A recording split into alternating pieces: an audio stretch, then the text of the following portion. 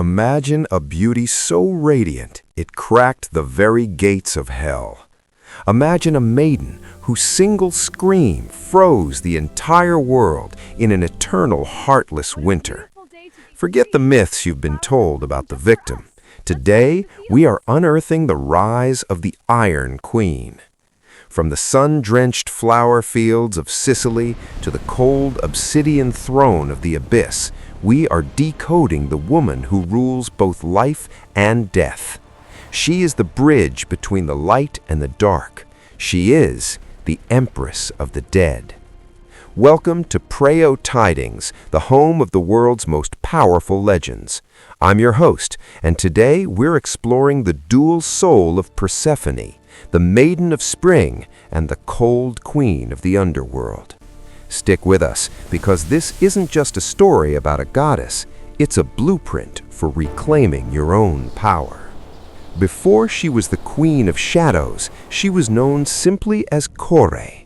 She was the literal breath of the blooming earth, the pulse behind every wildflower that dared to peek through the soil. To her mother, Demeter, she was the light of the world, a symbol of pure, unadulterated growth. But let's be real. Innocence is a fragile shield when the king of the dead sets his sights on your soul. Hades didn't just want a wife to sit beside him. He wanted a partner whose warmth could balance his cold, silent, and lonely empire. In a moment that fractured the cosmos forever, the earth split open with a roar that echoed through the highest heavens. Golden chariots, pulled by horses of midnight, rose from the darkness. In a flash of obsidian and sheer terror, the maiden was gone. No one heard her cry, not the gods, not the mortals. Only the sun and the moon bore witness to her disappearance. The world was left in a haunting, sudden silence, and then the earth began to die. Demeter's heart shattered, and with it, the vitality of our planet began to bleed out. Green fields turned to dust. The first taste of ash filled the mouths of starving mortals. This wasn't just a kidnapping, guys. It was the spark of the first great ecological collapse in human history. A mother's grief was literally killing the world. Down in the depths, where no sunlight dares to reach, Persephone faced a trial that would have broken any mortal spirit. She wasn't just a prisoner. She was the missing piece of a kingdom built on silence and ancient judgment. While the world above withered, Persephone began to find something unexpected in the quiet. She found power.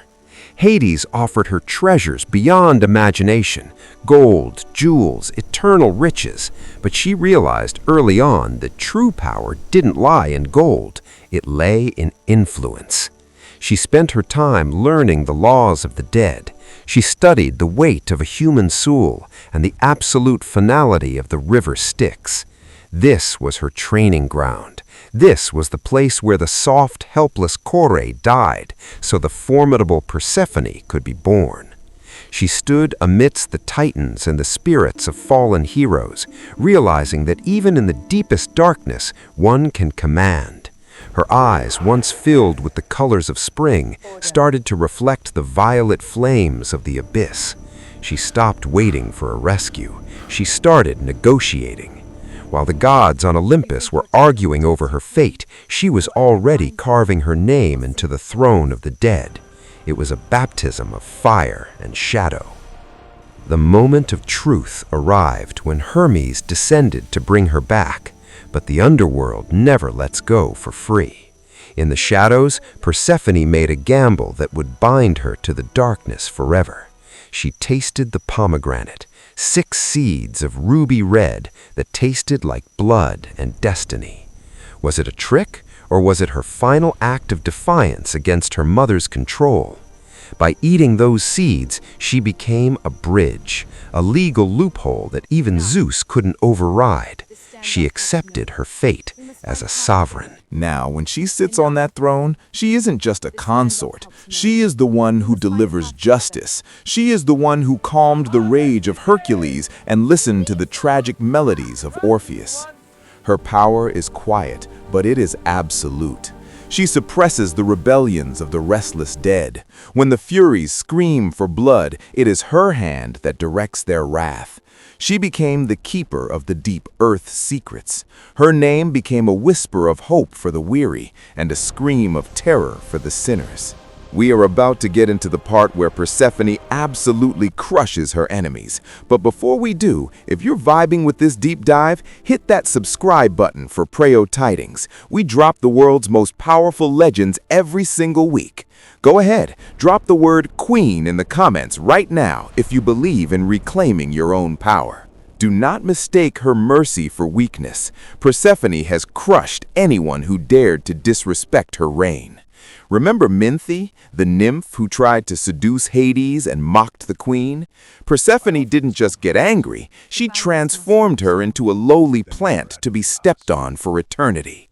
She faced the rage of the Titans and the envy of goddesses with a cold, calculated fury. She mastered psychological warfare, using the fears of her opponents to break them before she even struck a blow. She dominated the spirits of kings and conquerors, making them kneel before her obsidian throne. Even the greatest heroes knew to offend Persephone was to ensure an eternity of suffering. She is the silent predator, striking with the precision of a winter frost. Today, Persephone is the ultimate symbol of the dark feminine. She proves that you can be soft enough to love, but hard enough to rule. She didn't just survive the underworld, she conquered it. She took half the kingdom for herself. Persephone's journey reminds us that our greatest strength often lies in the places we fear the most. She turned a tragedy into a throne. Thank you for joining us on this journey here at Preyo Tidings. If this story inspired you, share it with someone who needs to find their inner queen today. Until next time, stay powerful, stay curious, and keep ruling your own world.